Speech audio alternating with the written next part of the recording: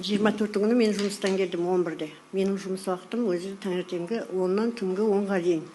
Келу бойына шай ішіп отырған кезімде келінімнің телефонына звондаған не келді, қоңырау.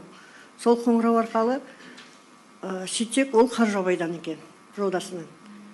Не болды десе, Шерзат біреуді ұрып қойды, соған Нұрғанатты оятып жібер деді. Тыныштық па десем, иә тыныштық, тек Нұрғанат жібере салыңыз деді.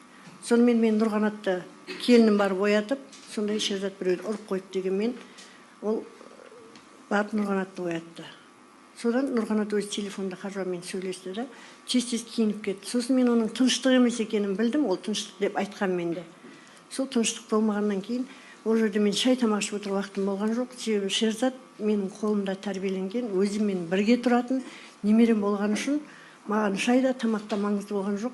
Келінім айттым, жүр шығып кетейік екеуміз. Тез дедік та, ізінше жүгіріп шығып кеттік. Жолда енді такси тоқтатам дегенше 10-15 минуттың уақыт өтті. Асып кетсе 20 минут шығар енді, жолды білесіздер. Сонымен барып такси тоқтаттық та, біз магазинге бардық. Барсақ, екі жерде топ болып тұрған екен балдар. Мен жолды кесіп былай өтем дегенше Гүлбара уже өтіп үлгерді.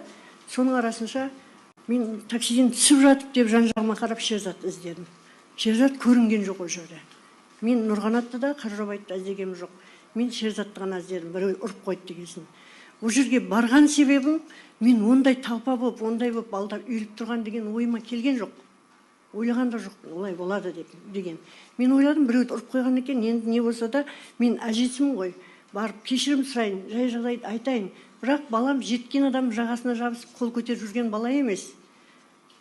Боксқа қатысқаннан кейін ол өзінің несін, мінезін, өзінің несін, достоинствосын ұстап жүретін бала болғасын, оны жеткен адам жағасына жабысып ұрады деген ойымда болған жоқ.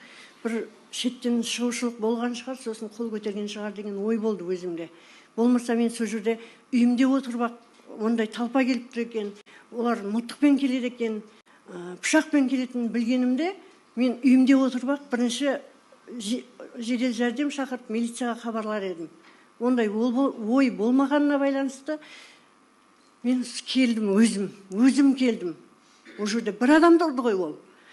Кешеде адвокат айтып жатыр ғой, ол баланы, олардың барлықтарын не қылу үшін за хулиганствомен жіберді дегенге біз қарсы болғанымызға, ол Шерзат